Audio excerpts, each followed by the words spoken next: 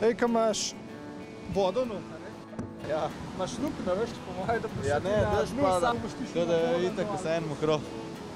Drage gledalke, dragi gledalci, dobrodošli v Kajak Kanu magazinu, kjer bom danes športna zvezda jaz in bi vam rad predstavil svojo športno zgodbo.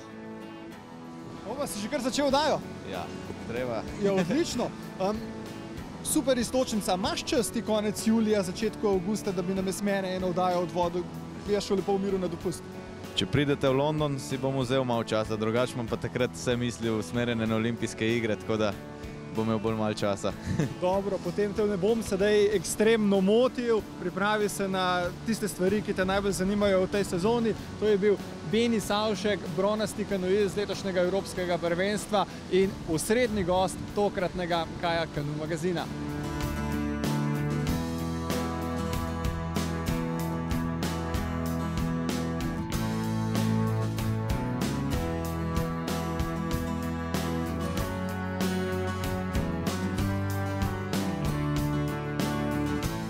Zgodovina kajakaštva na ozemlju pod Šmarno goro sega v staro Jugoslavijo. Danes pa se na dvorišču pred Čolnarno dnevno srečujejo različne generacije novodobnih tekmovalcev tacenskega kluba.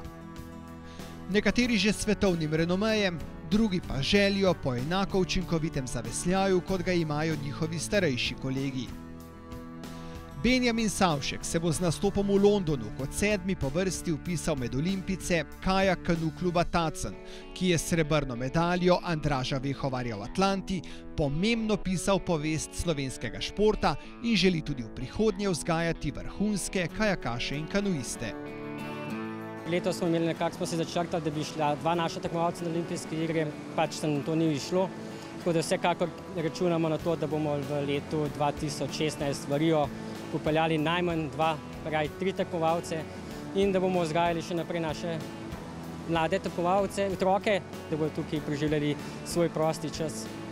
Ja, jaz bi najraje nadaljeval z veslanjem, ker sem bil v eni poletni jezikovni šoli in smo bili tukaj, gor smo na jezeru, so nam pač osnovne stvari povedali. In to mi je pa bilo všeč in potem sem se prijavil. Super, in kdo bi bil rad kot? Ja, zdaj, meni kanu tako težje, vsem ga bom probal, če bom kakšno priložnost dobil. Drugač, mi je pa bolj kajak všeč, kot da bi bil rad kot Peter Kazar. A pa te kaj strah na vodi? Določeno kakšna višina je, ne. Naprimer, težje, če greš bočno ali pa če se spustiš, ne. Zato. Koliko časa ti pa vzamejo treningi in tekme? 2 uri po 5-krat na teden. To je pa kar precej, ne? Šola trpi? Probavam, kakor lahko, ne. Ampak si pameten fant. Ja, probavam biti. V času šolske počitnice smo malo časa tukaj, sicer hodimo po kajakaških taborih v Bovcu, Bohinju, Solkanu in po ostalih krajih, lokacijah v Sloveniji. Preko zime imamo telovadnice, gimnastiko, tek na smučeh, hodimo na Šmarno goro, tako da je zelo raznovrstne dejavnosti se ukvarjamo. Kako so težki, naporni vaši treningi? Ja, ne vem, meni je najbolj naporen spust, pač na mernih vodah. Ja, zakaj? Trenerji zahtevajo več, a je manj užitka, a je skozi treba vesleti, tukaj pa lahko malo golfaš? Pač skozi moraš sam vesleti, ker ni nobenih vrzic pa tega. Kaj pa je tisto, kar pa tebe najbolj veseli pri tem športu? Plavanje. Kako pogosto pa trenirate, koliko imate treningov, tekem preko celotne sezone, kam vse greste? Ja, drugač trening je 6-krat na teden, tekme so pa, poletje skoraj vsak mesec. Kje pa vse imate tekme? Ja, Hrastnik, Celje, Klej v Tacnu, pa Solkan. Varnost je tisto, kar marsikoga skrbi, sploh ki da svojega otroka v vašo kajakaško šolo. Sedaj smo ravno videli en tak način reševanja. Povejte, kako je poskrbljeno za vse skupaj? Ja, otroci imajo vedno rešilne jopiče, čelado so potrebno opremo. Vedno začnemo na mirni vodi, brez zapete krovnice, se pravi, da ko se prevrne, ven pade iz čolna. na bazenu delamo, da ugotovijo, da voda ni nič groznega, da imajo dovolj časa, zrak zadržujemo, tako da potem, ko pridejo na tako divjo vodo, so že naučeni in vejo in tudi znajo plavati po divji vodi, tako da ni nobenega problema. A ti greš pa zdaj torej čez zapornico, ne? To pa te je malo strah. Mami pa je, ja. Kakšen pa je sploh ta občutek? Jaz sploh ne vem, meni je kar groza pogledati. Ko greš dol, te je malo strah, sam če priješ pol pravilno dol, si pa tako srečen. Kolikrat si pa šel že čez? To bo ene 16-tič. In se ti kdaj kakšna nesreča zgodila? Ja, enkrat se mi je, ko sem rep zlomil, pa sem si malo roko uplahnil, ampak ni bilo to hudo. Dobro, ni te zaustavili in zdaj ti želim srečno. Ja, hvala. Koliko si bil pa star, ko si prvič šel? Ko sem šel pa prvič, sem bil pa star 9,5. Ja. A si kaj tresel, te je bilo strah? Bilo strah, ja. Je bilo, ja. Kdo pa te je pojel po gumu? Ne vem, sej pa sem šel kar sam, pa tudi trenerka me je malo umle. A si kaj zamižal na vrhu, ne vem? Ne, nisem pač zamižal, nisem, ampak sem pač prav, sem sam dobro odpeljati pa hitro sled. Ja? Si kaj zauriskal? Ja, sem. Ta prvič, ko sem šel, sem. Kako, povej? Ne vem, juhu, tako, kaj tazga. Ti pa je pod kolom, peti z levo špico, kurin se zgorno zato, da te bo vrgal. Bila boš malo nižji in bo samo... Če je pri nekomu nek problem, vedno naše najstarejše člane, jih prosim tudi za pomoč, a lahko to pokažeš in tudi rade volje pokažejo in da tudi mlajši nekaj vidijo od tega in tudi hitreje se kakšno stvar usvojijo. Na treningu vidim, da imate priložnost ne samo videti, pač pa tudi dejansko trenirati z našimi najboljšimi kajakaši in kanuisti. Imaš kakšno zanimivo dogodivščino? Ja, naprimer z našega kluba je Jure Meglič. On včasih, ko trenira v kanalu, ga probamo posnemati. Če nas pa kaj zanima, ga pa tudi kaj tazga vprašamo. Potem pa ti probaš upoštevati njegov nasvet in če ga dobro upoštevaš, ti rata lepo odpeljati in so vsi zadovoljni. Poleg veselja na Brzicah pa v Tacenskem klubu v zadnjem času skrbijo tudi za širitev zanimanja za kajak na mirnih vodah. Ko je pred dobrimi 3 leti Jošt Zakrajšek začel razmišljati o tem, je takoj dobil podporo kluba. V bistvu je bilo tako, da so trenerji v našem klubu me v bistvu kar dobro poznajo, pa so vedeli, da sem garač in da imam tiho željo se nekako probati tudi v mirnih vodah. Tako da ni bilo treba, da je bilo v bistvu tudi strani kluba, so pritisnili na ta gumb, da sem rekel, ok, zdaj pa res lahko zamena, imam podporo tudi od kluba, kar je v bistvu zelo važen. Tako da v bistvu je glih to klub kriv kot jaz in še nekateri ostali. Prvo ime kajakanu kluba Tacen pa je v tej sezoni postal Benjamin Savšek, ki je osvojil bron na Evropskem prvenstvu in se uvrstil na Olimpijske igre. Zato je tudi osrednji gost tokratne oddaje. 6 let pišeta svojo zgodbo Benjamin Savšek in njegov trener Jože Vidmar. Letošnje poglavje z bronom na Evropskem prvenstvu je delo ovilo ugledne trdne platnice, nekateri pa že napovedujejo tudi tako imenovani bestseller. Kako bi ti opisal svoj slog nastopanja pa tekmovanja? Ja, jaz mislim, da imam nek svoj stil, tako da probam se tega držati, probam čim lepši biti na vodi oziroma da moja vožnja izgleda kot neka poezija in to je to.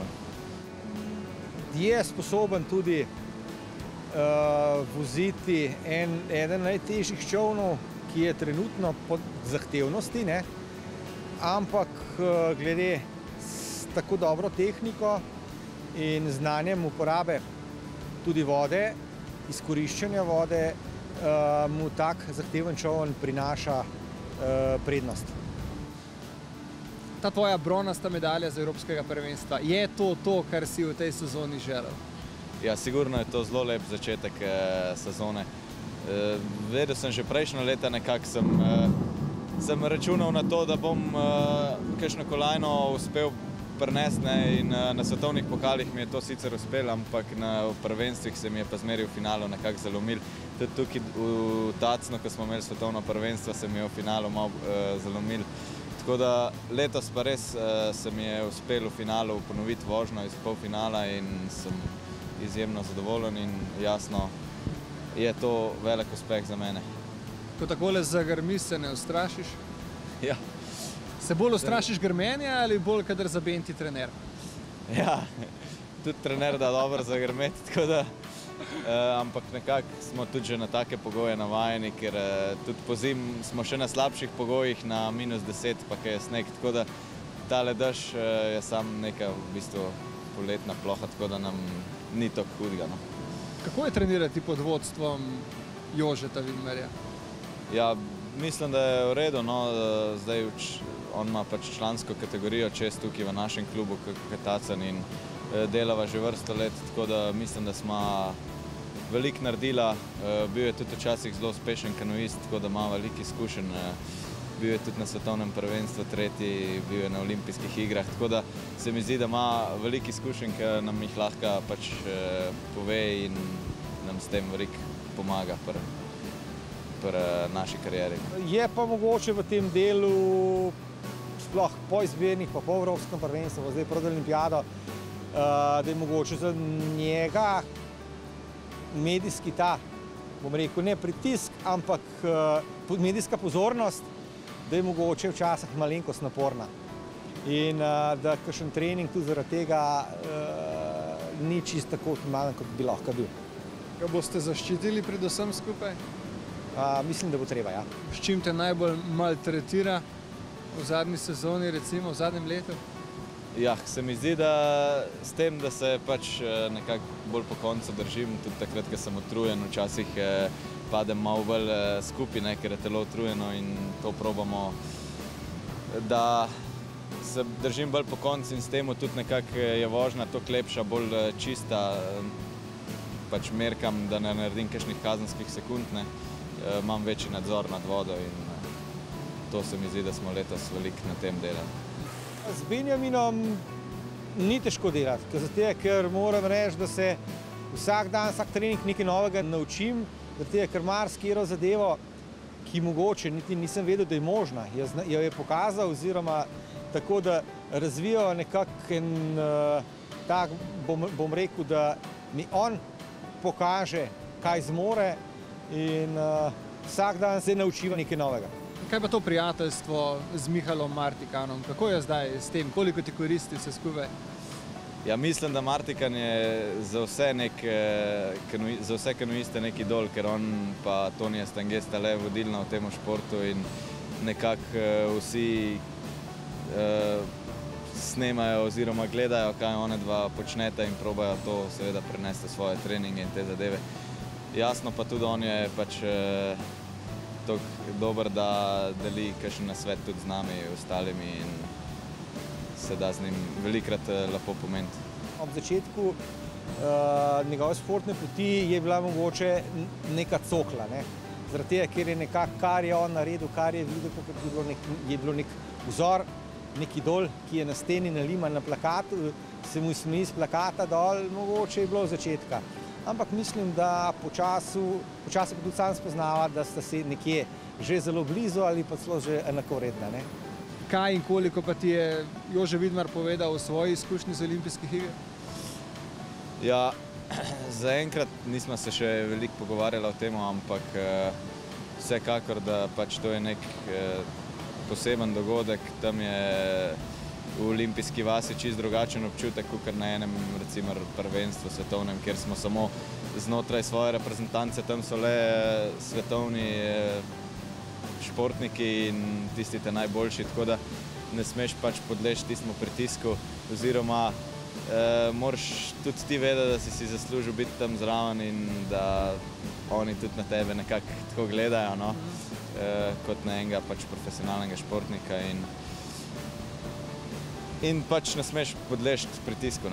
Bomo pa še veliko verjetno debate imela o tem tudi v samem Londonu, ko bomo na prizorišču, ko bo se sproti vse odvijali in se bomo jasno prilagajali na vse.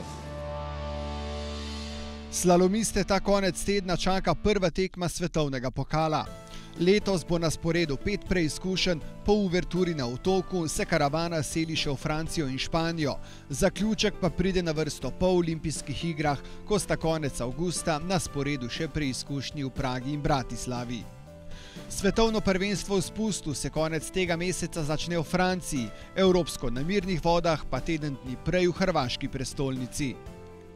Svetovni pokal sprinterjev na mirnih vodah je medtem že končan, naše posadke pa so zabeležile nekaj zelo dobrih rezultatov.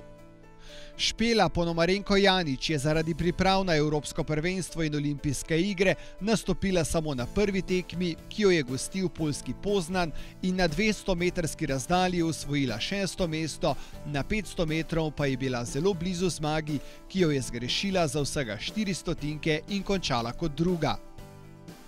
Na naslednji tekmi v Duisburgu je svoj vrhunec dosegel dvojec Rok Kuk-Lovro Leban, ki je bil najprej 4. v finalu na 1000 metrov, naslednji dan pa sta Primorca z Mosta na Soči stopila na stopničke na pol krajši razdalji, saj sta bila 3. Jošt Zakrajšek se je v Nemčiji prvič uvrstil v finale na tekmah svetovnega pokala in na 1000 metrov zasedel 8. mesto. Edini od Slovencev pa je nastopil tudi na zadnji tekmi v Moskvi, kjer je na isti razdalji končal 4., nato pa je bil na pol krajši 3. in za konec še 2. na 5 kilometrov. Končan pa je tudi svetovni pokal v spustu, kjer nesporni vladar brzic ostaja Nejc Žnidarčič, ki si je priveslal še 3. zmago v skupnem seštevku svetovnega pokala.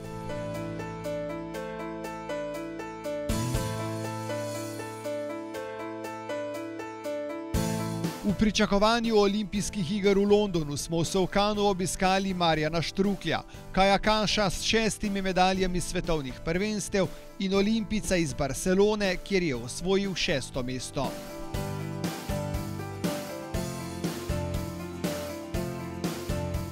Vi ste nastopili v Barceloni leta 1992, tam ste osvojili sijajno 6. mesto, pa čeprav se nekako ta sijajnost potem kar pozabi na olimpijadi, štejejo predvsem medalje.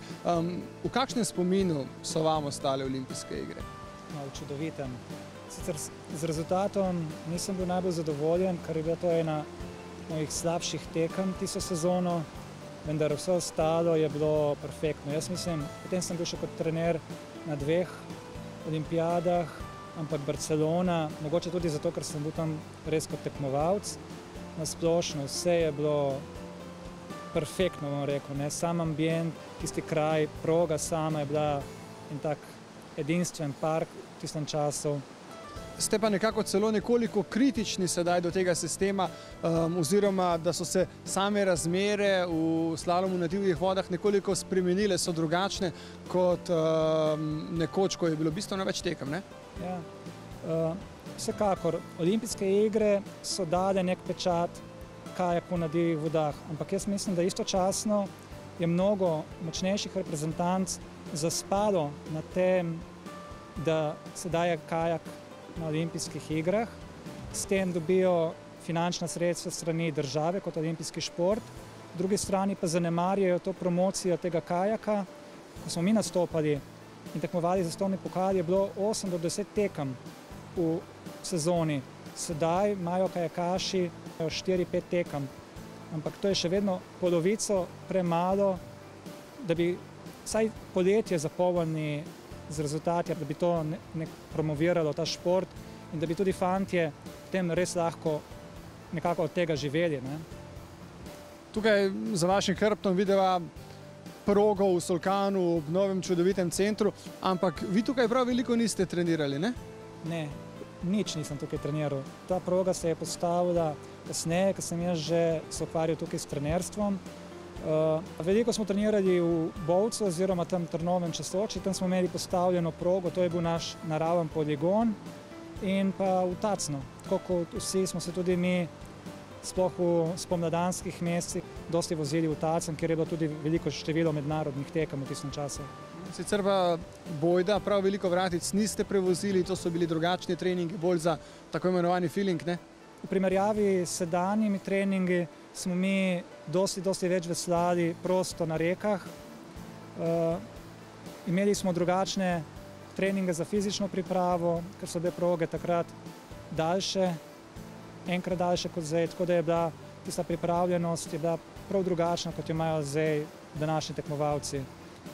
Na svetovnih prvenstvih ste sicer osvojili kar 6 medalj, tudi zlato v moštveni vožnji, vendar posebej zanimivo mi je pa tole. Leta 1987 v Franciji svetovno prvenstvo je bilo v Bourg-Saint-Mauricu in na prvem mestu je bil Toni Prion Nemčija, na drugem Jernej Abramič in na tretjem mestu vi, vendar pa te stopničke z tega svetovnega prvenstva razkrivajo neko še posebej zanimivo zgodbo, predvsem za sovkance, ne?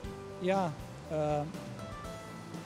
Prion, Toni Prion, ki je zmagal na svetovnem prvenstvu, njegov oče je sovkanc. Tisti večer, ko smo potem proslavljali to kolajno, je še ta oče Prion dejal, da danes so v svetu osvojili 3 sovkanci. To je mislil na svojega sina, na Jerneja in na mene. Koliko se je sam šport v tem obdobju spremenil in pa tudi sama konkurenca seveda?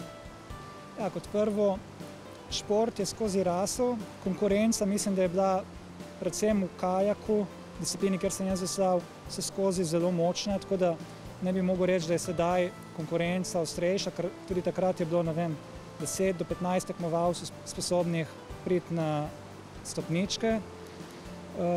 Kajak se je spremenil predvsem v dolžini, ker sem začel veslati na prvih tekmah, so bile proge dolge skoraj 3 minute.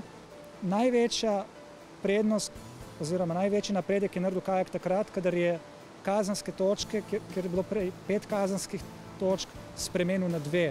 Se pravi, takrat se je kajak razvil v hitrosti. Ni bilo več toliko pomembno, če si bil dovolj hiter, si lahko tudi z enim dotikom osvojil še vedno vrhunsko mesto, medtem v naših časih, če si se dotaknil in dobil 5 sekund, tega ni mogel nihče nadoknaditi za vrhunski rezultat, ne? Pridemo na obisk v Sovkan k Marjanu Štruklju, pa tukaj slišimo samo Čamac, Čamac, Čamac. Odkje je to ime? Ja, še iz mladosti. To v bistvu so klicali mojega brata Čamac, potem so mene začeli klicati Čamac mali in ker sem jaz ostal v kajaku, meni je ostal ta vzdevek Čamac, tenka njega pa ni noben več klical. Tako. Kaj počnete sedaj? Po končani karieri ste bil trener, še 2-krat na olimpijskih igrah slovensko reprezentanco, delovali ste tudi na Irskem, sedaj pa se bojda v čoln usedete samo še na morju.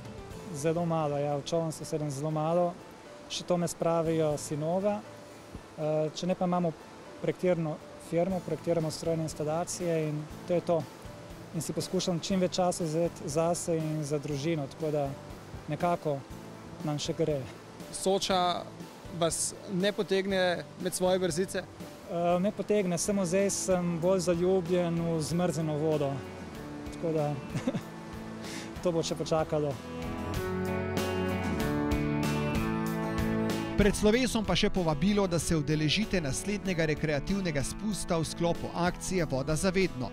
V soboto 9. junija vabljeni v Kobarid na izlet po Soči, mesec dni kasneje pa še v Bohinj na spust po Savi Bohinjki. Smo oddajo pripeljali pod streho, še preden se zares ulije? Ja, mislim, da nam je to dobro uspelo. Prosim, gledajte nas še naprej, spodbujite, hvala za vašo podporo in srečno upam, da čim več uspehov prinesemo in jih pokažemo takole. Ja, Beni, hvala lepa za te zaključne besede. Naša oddaja je zares prišla do konca. Še tebi zaželimo vso srečo sedaj na tekmah svetovnega pokala in pa potem seveda, ko te čaka še vrhunec letošnje sezone na olimpijskih igrah. In seveda vse to in o vsem tem bomo poročali tudi v naslednjih oddajah Kajak Kanu magazina. Živjo!